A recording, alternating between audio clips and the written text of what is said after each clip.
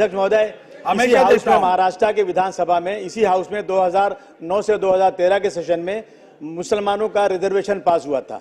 अध्यक्ष महोदय, वो रिजर्वेशन जब पास हुआ तो सब कुछ देख भाल के हुआ था कि कौन से कैटेगरी में हो सकता है, कौन से कैटेगरी में नहीं हो सकता।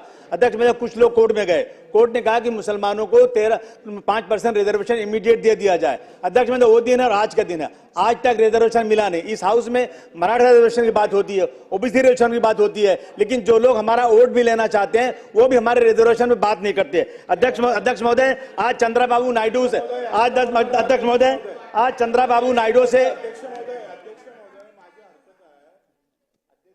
अब्बू आझमी जी काय म्हणतात का काँग्रेस आणि राष्ट्रवादी होट घेतं पण ते बोलत नाही याच्यावर, तर बोललं पाहिजे ना त्यांनी।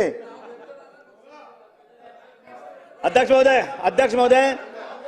महोदय, आज चंद्रबाबू नायडू नीतीश कुमार से अलायंस है, वो बीजेपी के साथ में, वहां पे अध्यक्ष महोदय वो 10% रिजर्वेशन दे रहे हैं। अध्यक्ष महोदय, नीतीश कुमार रिजर्वेशन दे रहे हैं सर, बिहार में रिजर्वेशन है, कर्नाटक में रिजर्वेशन है। कौन सा लॉ ऐसा है कि जो महाराष्ट्र में रिजर्वेशन नहीं दे सकता? अध्यक्ष महोदय, ये बहुत बड़ी नाइंसाफी है। मैं अब ये आखिरी दिन है अध्यक्ष महोदय, कल के बाद से खत्म हो जाएगा और नया इलेक्शन होगा। आने वाले लोगों से मैं कहना चाहता हूं, अगर आश्वासन नहीं दोगे तो फिर याद रखना ये समाज बहुत क्रोध में है। अध्यक्ष महोदय, हम ही को कातिल कहे कि दुनिया हमारा ही कत्लेआम होगा, हम ही को कातिल कहे कि दुनिया हमारा ही कत्लेआम होगा, हम ही कुएं खोदते फिरेंगे और ये पानी हम ही पे हराम होगा। अध्यक्ष महोदय, अगर यही ज़हनियत रही तो मुझे इस बात का डर है कि इस सदी में ना कोई अब्दुल हमीद होगा ना कोई अब्दुल कलाम होगा। मेरा निवेदन अध्यक्ष महोदय कि हम इस मुल्क में रहते हैं, हम इस मुल्क के डेवलपमेंट में काम करते हैं। अगर महाराष्ट्र में मुसलमानों के साथ नाइंसाफी होगी तो महाराष्ट्र कभी भी विकसित राज्य नहीं कहा जा सकता, डेवलप कंट्री नहीं कहा जा सकता। महोदय, इस बात का मैं आपसे निवेदन करता हूं कि ऑर्डर कीजिए, मुसलमानों को इंसाफ मिलना चाहिए। धन्यवाद अध्यक्ष महोदय। अध्यक्ष महाराज, सन्माननीय सदस्यांनी अतिशय एक संवेदनशील आणि महत्वाचा मुद्दा मांडला। मी सन्माननीय सदस्याला हे सांगू शकतो की मुस्लिम धर्म में जो पिछड़ी जातियां है, वो पिंजारी है, बाकी है, उनको आरक्षण अभी भी मिल रहा है।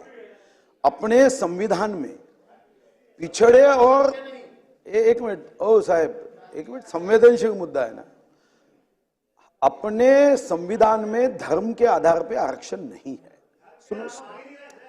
सुनो तो पूरा सुनो ना भैया। इसके पहले जिन राज्यों ने मतों के लिए ऐसा आरक्षण दिया, अपने भी राज्य में यह प्रयोग हुआ था, वो सभी आरक्षण, अगर हम न्याय व्यवस्था पे और संविधान पे विश्वास रखते हैं तो कोर्ट ने बड़े स्पष्ट रूप से कहा है कि धर्म के आधार पे नहीं दिया जा सकता। उसके बाद चाहे वो हिंदू हो, मुस्लिम हो, सिख हो, ईसाई हो, पारसी हो, भारत माता का सपूत है, हम सब भाई भाई है। इसी आधार पे इकोनॉमिकली वीकर सेक्शन को 10% जो आरक्षण दिया गया नरेंद्र मोदी जी की सरकार ने, इसका कारण वो था कि चाहे देखो आरक्षण का आपको आवश्यकता नहीं है, मगर मुस्लिम धर्म का कोई पिछड़ा व्यक्ति होगा तो वो कोई धर्म, संविधान में धर्म को आरक्षण नहीं है तो क्या पिछड़ा रहे क्या? उसको जीने का अधिकार नहीं है क्या? तो मोदी जी ने कहा हाँ, उसको भी उसकी गरीबी ये उसको बेसहारा बनाने के लिए कोई कारण नहीं बननी चाहिए, और इसलिए इकोनॉमिकली वीकर सेक्शन को भी दिया। इकोनॉमिकली वीकर सेक्शन में अभी ये 1500 रुपए की योजना है, ये कोई जात पे है क्या? कोई रास्ता बनता है, कोई जात पे है क्या? जो हमने हज अनुदान को एजुकेशन में देने का निर्णय किया है, मैं आपको भाई साहब बताता हूं, ये वोटों की राजनीति के चक्कर में धर्म में मत करो। हम सब एक है, भारत माता के सपूत है।